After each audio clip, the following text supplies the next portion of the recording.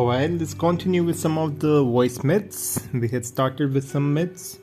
I'll give you an example. When Sarah's new boss asked her to come into the office during the weekend to clear the backlog of the work, she quipped to him, "What a great way to spend a Saturday." She relied on his sense of humor to catch the irony in her tone. His response, however, was satirical. "I'm glad you think that way," he said earnestly, completely missing the nuance. "I think it's really important to get ahead of the competition, don't you? I'm thinking of starting a Saturday rota for the team. Great to know you'll be behind me."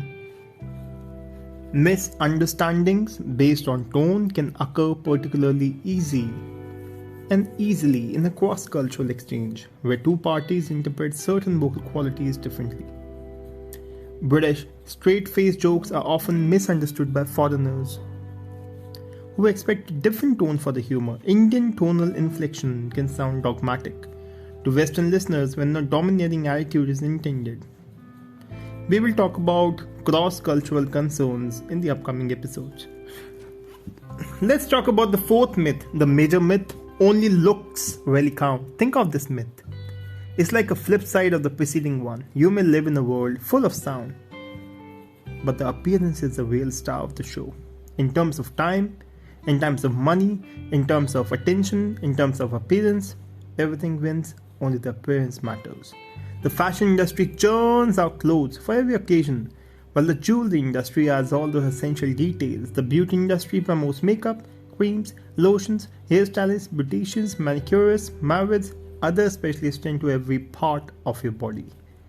The personal training, plastic surgery, they tend to every part that may not be keeping up, like kickboxing to Botox and beyond, all in the efforts and blah blah blah, what all that jazz. Look at your own experience. Are you more concerned about what you look like than about what you sound like? Take a mental inventory. I'm not saying that looks don't matter, but that is not the only thing that matters. Look at your mental inventory. How much money, how much time, how much attention do you spend on appearance every year?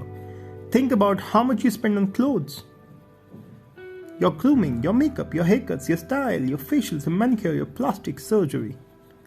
Consider how many hours you spend going for traveling, going for shopping, trawling to the internet, looking after your clothes, having your hair cut, your nails done, your legs waxed, brushing your hair, looking at yourself in the mirror. Ponder what you do before leaving the house in the morning. Do you look at yourself in the mirror and check your appearance? Everyone does that. Oh my god, that's crazy. Do you examine your complexion, your hair and your outfit? Now think about your investment of money, time, attention in your voice. Zilch. Zero. Do you spend any money or time to improve your voice? No. Do you check out your voice before leaving the house? No. Don't be surprised if these questions sound odd. Everyone focuses on appearance. Very few and far between focus on the voice. The all-consuming importance of appearance is a myth. Yes, when you meet someone for the first time, you do tend to pay a conscious attention to their appearance and general presentation, and yes, in sounding out others initially. You probably only pick up their accents or notice if a voice is especially beautiful or particularly unpleasant. But you're deeper. Your subconscious to the other's voices are massive and powerful. You may not consciously give what you hear from other person your complete attention, but you're making meaning from people's sound all the time. I will explore certain nuances of these in the following section. What are we going to do? We're going to dig deeper into how you react and respond to voices. I feel you will want to understand the reactions and responses to voices and how they happen consciously and unconsciously and subconsciously. Spend a few minutes in a space with people.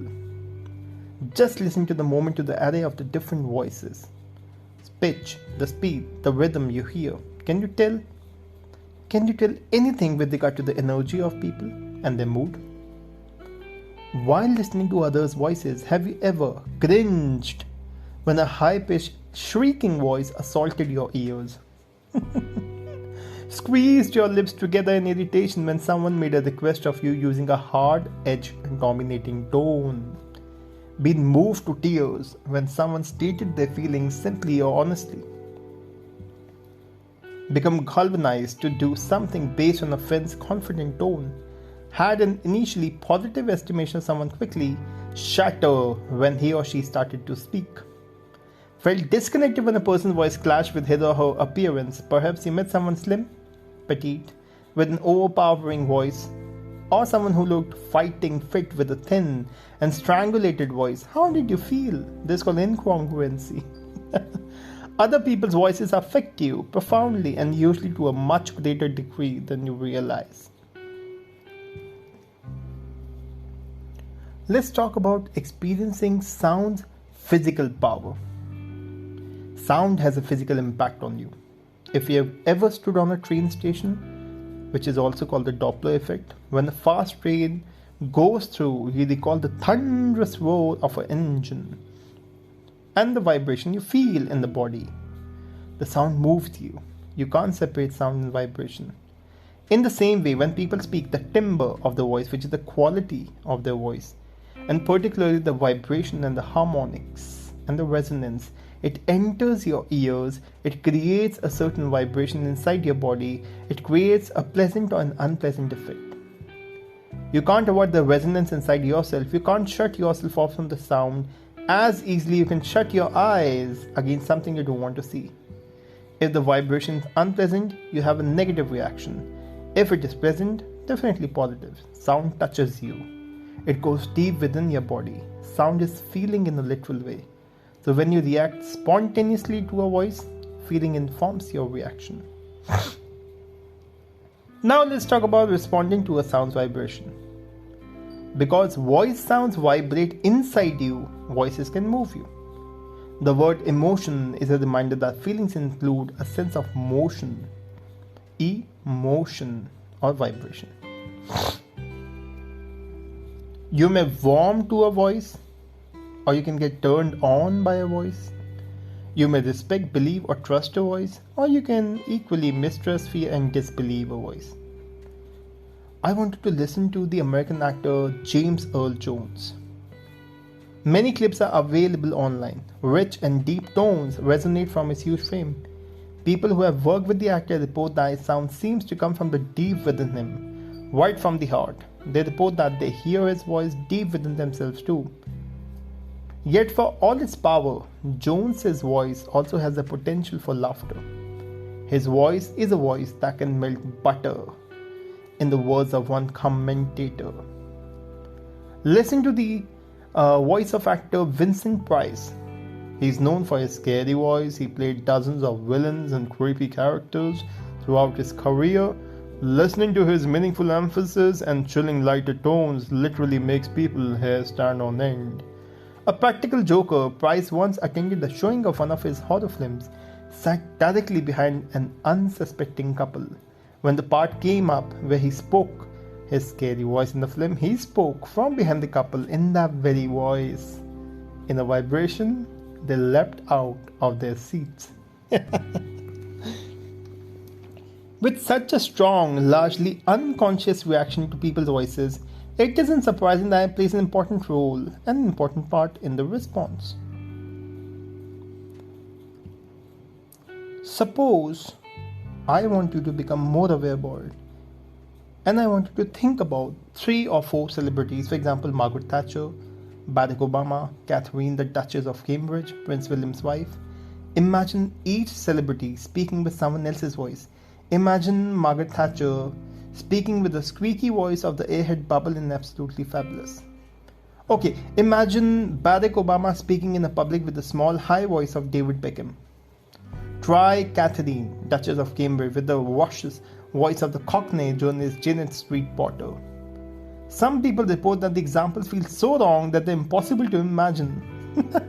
Certainly, after doing this exercise, you'll find it hard to maintain that tone of voice. It doesn't make a difference. The voice is such a mark of the person that the change of voice seems to alter fundamentally their identity. With the changed voice, they come across as a different person. Perhaps people respond unconsciously to your voice. How might people regard you differently if you developed your voice and sounded different? Would they take you more seriously? Will they be warm to you? Will they be prepared to change people's assumptions about you? Let's talk about making meanings from the voice sounds in the next episode. Thank you so much for listening.